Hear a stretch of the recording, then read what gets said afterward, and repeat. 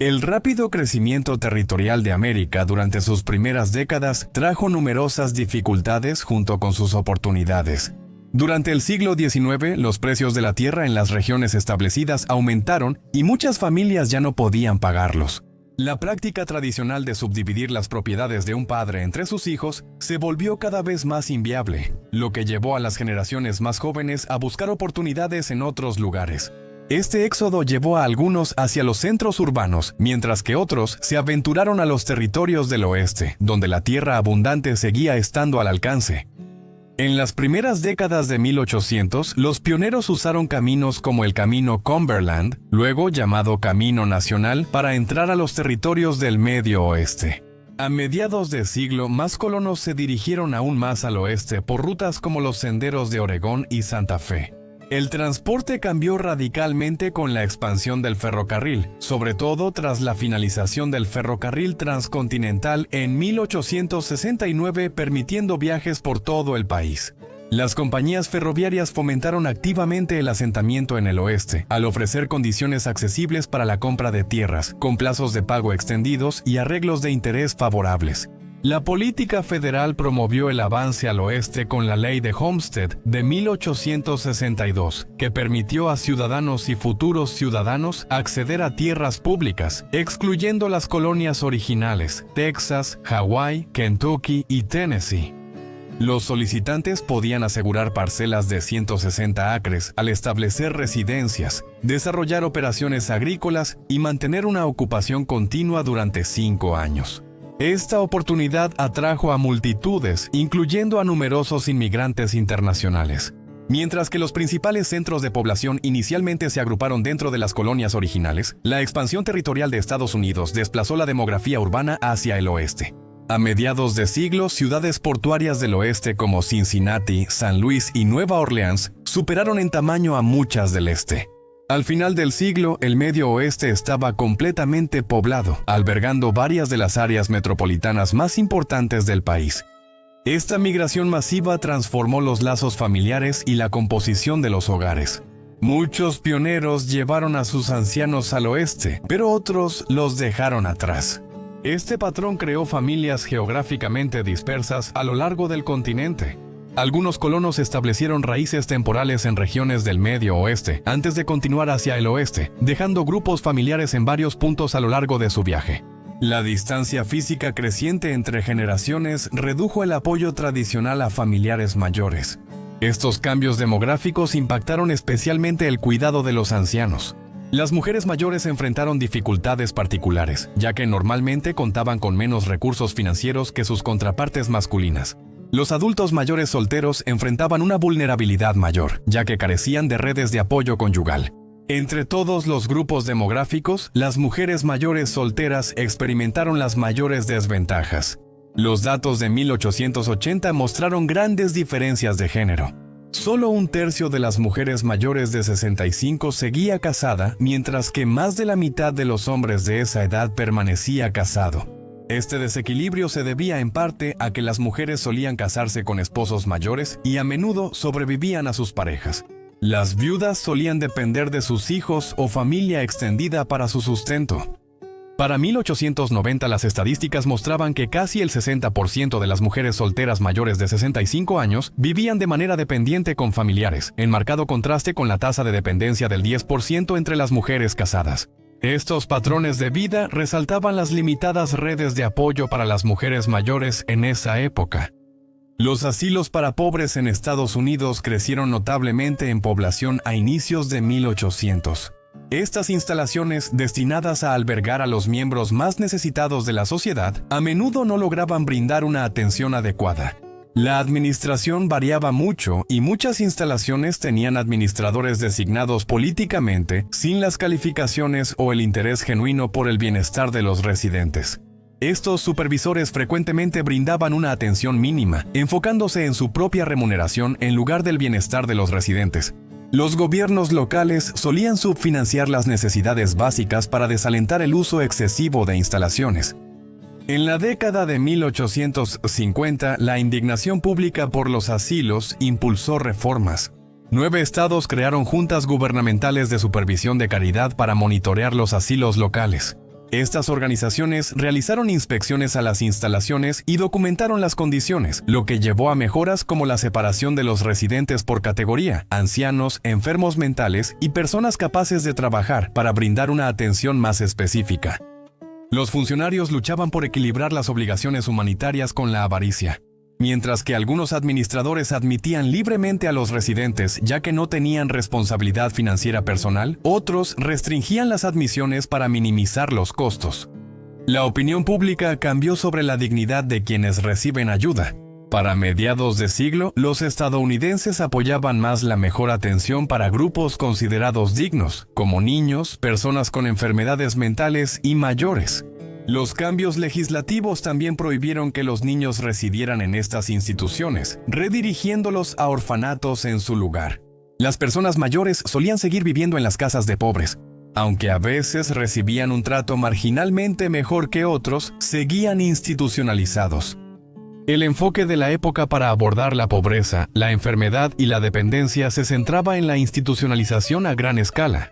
Estas estructuras se parecían a instalaciones industriales tanto en diseño como en funcionamiento, albergando a numerosas personas y enormes dormitorios con comedores compartidos. La eficiencia administrativa superaba la comodidad y la dignidad individual. Este modelo institucional contrastaba fuertemente con las prácticas de la era colonial, que enfatizaban el cuidado basado en la comunidad. Antes, la familia extendida cuidaba a ancianos, los hogares recibían huérfanos como aprendices y la comunidad reintegraba a infractores reformados. La institucionalización servía como una opción final, reservada para casos graves de enfermedad o violencia. La legislación federal de 1845 asignó tierras públicas a los estados para apoyar a las personas que en ese momento definían como enfermos mentales. Esta iniciativa impulsó la construcción a nivel nacional de instalaciones médicas especializadas y asilos, ofreciendo una alternativa a los hospicios tradicionales donde antes vivían muchos residentes con enfermedades mentales. Entre los trasladados se encontraban numerosos pacientes de edad avanzada, muchos de los cuales probablemente padecían lo que la medicina moderna identifica como demencia. Durante el Viejo Oeste, la comprensión médica del deterioro cognitivo era básica. Aunque términos como senilidad y demencia existían desde hace mucho tiempo, los profesionales médicos tenían dificultades para diferenciar entre enfermedad mental, efectos naturales del envejecimiento y demencia. Los avances médicos surgieron gradualmente. Un médico presentó el concepto de demencia senil en 1838, y en 1906 el Dr. Alzheimer descubrió las anomalías cerebrales de la enfermedad que lleva su nombre. Con el deterioro de los asilos superpoblados, surgieron organizaciones benéficas para mejorar la atención a los ancianos. Estos grupos establecieron residencias especializadas, ofreciendo alternativas dignas para las personas mayores que buscaban evitar ser enviadas a los asilos. Este movimiento ganó impulso gracias a diversas sociedades benéficas y organizaciones fraternales. En el siglo XIX surgieron varias redes de apoyo para diferentes grupos. Estas sociedades operaban bajo un modelo de contribuciones. Los miembros más jóvenes pagaban cuotas regulares, asegurando así el acceso futuro a asistencia financiera, sustento y alojamiento en sus años posteriores. Para los miembros que requerían atención a tiempo completo, las sociedades establecieron instalaciones dedicadas para la vida de personas mayores. Las aportaciones de los miembros financiaban estas residencias, que eran una mejora notable frente a las opciones públicas. Al principio, algunas instalaciones atendían a mayores y huérfanos, pero con la creación de hogares infantiles estatales, las sociedades se dedicaron solo al cuidado de personas mayores. Nuevos marcos legislativos permitieron el establecimiento de organizaciones benéficas al estilo corporativo. Estas organizaciones benéficas mostraron mejoras notables frente a los asilos para pobres. Muchas ocuparon edificios recién construidos o mansiones convertidas que fueron donadas por benefactores adinerados. Si bien ofrecían mejores condiciones de vida, estos hogares reflejaban las jerarquías sociales de la época. Los residentes, denominados internos, vivían bajo la estricta supervisión de las encargadas del lugar, quienes regulaban las actividades diarias. Las salidas y las visitas requerían permiso, y los residentes a menudo realizaban diversas tareas para ayudar con los costos operativos. Varias instalaciones adoptaron un modelo financiero que pedía pagos iniciales y entrega continua de ingresos a cambio de atención vitalicia, concepto que luego evolucionó en las comunidades modernas de cuidado de por vida. A pesar de ofrecer condiciones significativamente mejores que los asilos para pobres, estos hogares de caridad mantenían estructuras rígidas. Regulaciones estrictas y una libertad personal limitada reflejaban las actitudes sociales predominantes, que veían la asistencia a la pobreza como una obligación moral y una oportunidad para la reforma. Las residencias para personas mayores en la frontera priorizaban la vivienda más que la atención médica, a diferencia de las instalaciones de enfermería actuales. Estos establecimientos ofrecían principalmente servicios básicos comparables a los arreglos modernos de vida asistida.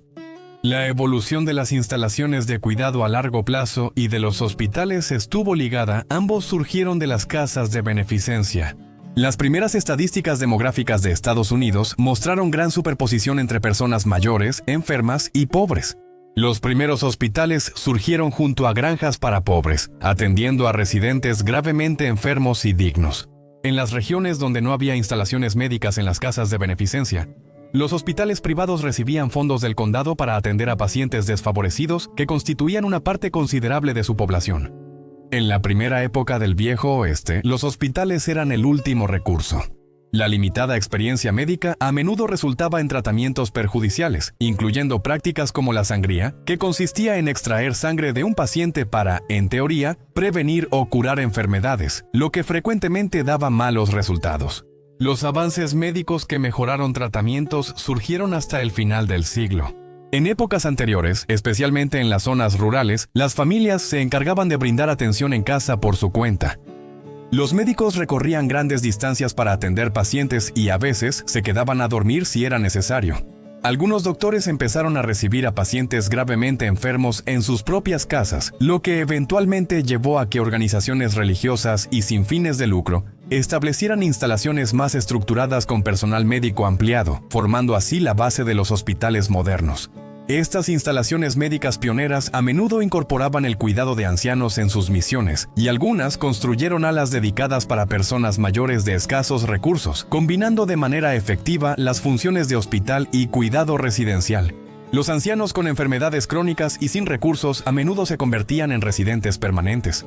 Las familias acomodadas mantenían el cuidado en casa para sus familiares mayores, especialmente en áreas remotas de la naturaleza salvaje del Viejo Oeste.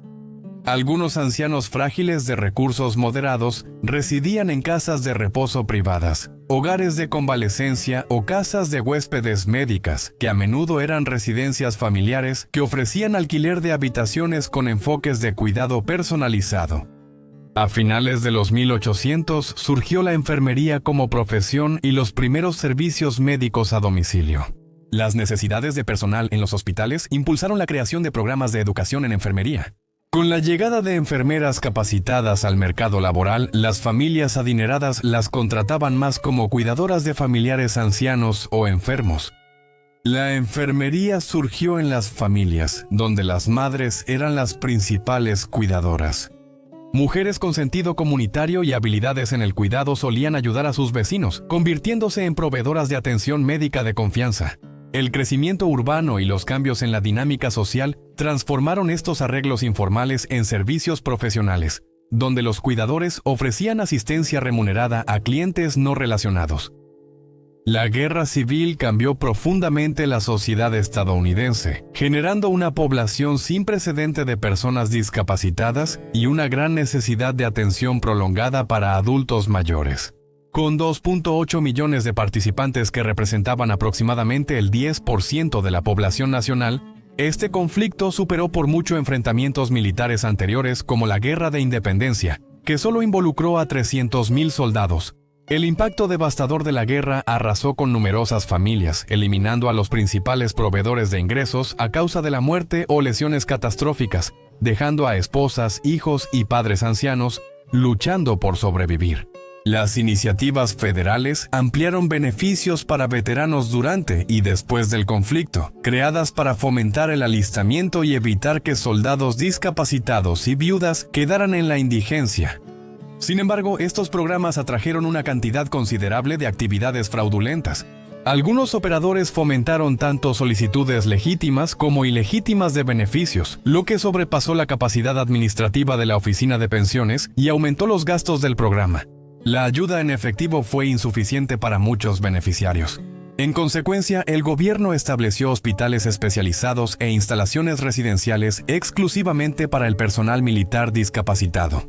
Estas instituciones ofrecían atención a largo plazo, y muchos residentes pasaban el resto de sus vidas en estos entornos. Aunque tenía limitaciones, el sistema de beneficios para veteranos brindó apoyo financiero crucial y evitó la pobreza generalizada entre militares mayores y sus familias, muchos de los cuales se mudaron a la frontera occidental tras la guerra. El sector privado comenzó a apoyar la jubilación a finales del siglo XIX.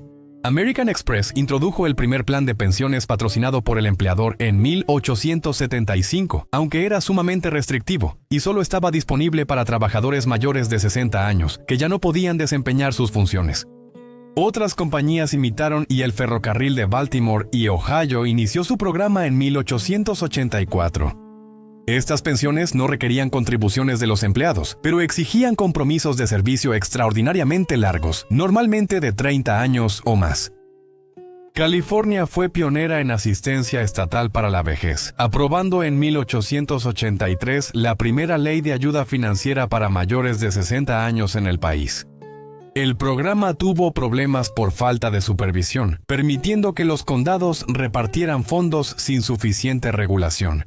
En la década de 1890, la depresión económica volvió insostenible la iniciativa, lo que llevó a su derogación en 1895, un intento temprano pero fallido de apoyo formal a los ancianos.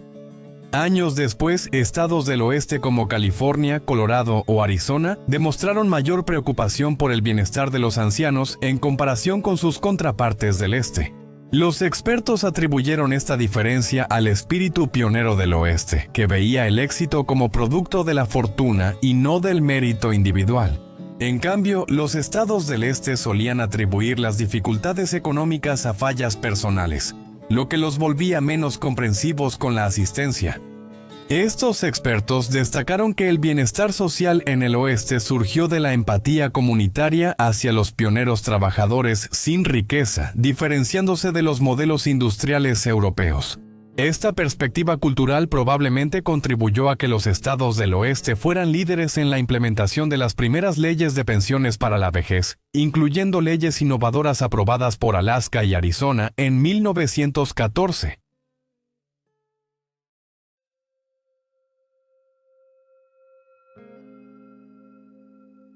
La vida de los ancianos en la época de la frontera en Estados Unidos era muy distinta a la jubilación actual. El concepto de dejar de trabajar en los llamados años dorados aún no existía, ya que la gran cantidad de tareas diarias requería todas las manos disponibles. Las redes de seguridad financiera que más tarde transformarían la vida de los ancianos, como la Seguridad Social, Medicaid y los sistemas de pensiones generalizados, aún estaban a décadas de distancia. Aunque los adultos mayores actuales disfrutan de riqueza y apoyo, en la frontera muchos enfrentaban dificultades económicas si no formaban parte de familias. Las comunidades a veces absorbían informalmente a personas mayores solteras en los hogares, de manera similar a como lo hacían con los niños huérfanos. Al disminuir sus capacidades físicas, los habitantes mayores de la frontera se adaptaban tomando trabajos menos exigentes. Las mujeres mayores comúnmente se encargaban de las tareas domésticas. Ellas mantenían las casas, recogían leña, supervisaban a los niños, cuidaban al ganado y preparaban las comidas. Su sabiduría acumulada resultaba especialmente valiosa en el cuidado de la salud, donde aplicaban años de experiencia práctica para tratar heridas, reparar huesos rotos y combatir brotes de enfermedades. En las comunidades mineras, los hombres mayores pasaban a puestos de supervisión o técnicos, como la prospección, la ingeniería o la gestión de sistemas de drenaje, roles que valoraban la experiencia por encima de la fuerza física. Los entornos urbanos ofrecían a los residentes mayores diversas posibilidades vocacionales. Servían a sus comunidades como dependientes de tienda, banqueros, sastres y reparadores de calzado. Algunos ejercían medicina, derecho u odontología, aunque en esa época del viejo oeste no había requisitos formales de capacitación. Otros encontraron empleo administrando telégrafos, trabajando en estaciones de tren, preparando bebidas, fabricando muebles, cortando cabello o administrando el gobierno local. Muchos aportaron su juicio y experiencia como agentes de paz, abogados y jueces, o agentes inmobiliarios. La población mayor era pequeña por la baja esperanza de vida. Las mujeres rara vez vivían más de 30 años, pues el parto era especialmente riesgoso. Los hombres solían morir antes de los 50 años. Quienes alcanzaban los 60, 70 o incluso 80 años recibían respeto por su longevidad excepcional. Los hombres solían sobrevivir a varias esposas, ya que las mujeres enfrentaban alto riesgo de muerte durante el embarazo y el posparto. La tragedia también marcaba a muchas familias, ya que aproximadamente la mitad de todos los recién nacidos fallecían antes de llegar a la madurez. Los ancianos normalmente habían soportado numerosas muertes entre familiares, amigos y colegas, lo que los dejaba muy familiarizados con la pérdida. Años de trabajo exigente a menudo resultaban en problemas de salud crónicos, lesiones por esfuerzo repetitivo, secuelas duraderas de enfermedades, fracturas mal curadas, inflamación de las articulaciones, problemas de columna, pérdida dental y heridas por manejar ganado o materiales pesados. A pesar de estos desafíos, las contribuciones de los ciudadanos mayores resultaban esenciales, y su perseverancia y conocimiento desempeñaban un papel vital para sostener tanto a las familias como a las comunidades en general. El panorama de supervivencia para las personas mayores en la frontera estadounidense era implacable pero extraordinario. Los ciudadanos mayores no eran marginados, cumplían roles clave en el oeste, aportando su sabiduría, experiencia y adaptabilidad pese a limitaciones físicas. Su resiliencia no se trataba solo de la supervivencia personal, sino de sostener a toda la familia y a los asentamientos en general. Estos pioneros envejecidos demostraron que la fortaleza en el viejo oeste no se medía por la destreza física, sino por la ingeniosidad, el conocimiento y un espíritu inquebrantable de determinación. Un espíritu que trascendía los duros desafíos de una frontera estadounidense en rápido cambio.